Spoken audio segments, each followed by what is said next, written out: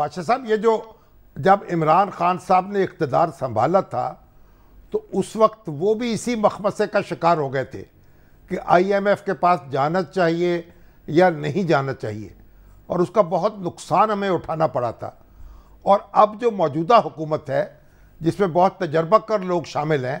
और उनसे तवक्को की जा रही थी कि वो जल्द फैसले करेंगे और मुश्किल फैसले भी कर लेंगे,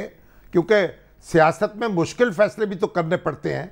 तो आखिर क्या वजह है कि क्यों कोई घिघी बंद गई है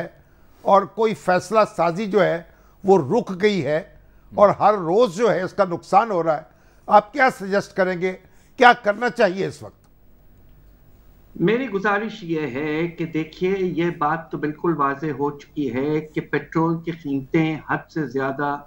कम रखी गई हैं और उसके नतीजे में हर महीने 100 अरब रुपए की सब्सिडी हमें देने पड़ रही है। और जो हैरत अंगेज बात है कि जितना आप डिले करेंगे डिसीजन लेने में, उस वक्त आपके अफरात-ए-ज़र में और इजाफा होता रहेगा,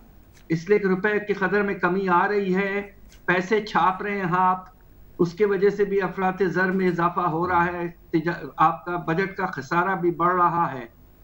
तो दोनों तरफ से नुकसान है। तो मेरा अपना ख्याल ये था कि हुकूमत आते ही फौरन जो 10 रुपए कम किए गए थे, जो नामुनासिब था, कम से कम उतना तो कर देते ताकि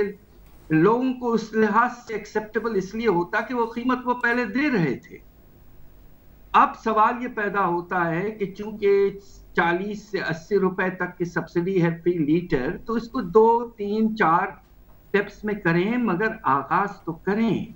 इसलिए कि इस अनसर्टनिटी से इतनी अफरात-ए-ज़र में इजाफा हो रहा है जो उसके वजह से भी होना था। तो अब आप एक ऐसे पोजीशन में आ गए हैं कि दोनों तरफ से अफरात-ए-ज़र का खतरा मौजूद है। थोड़ा सा डिसीजन लें। और बात दरअसल ये है कि इस वक्त 2 राय मौजूद हैं, एक पाकिस्तान में शायद इस्लामाबाद में और एक लंदन में,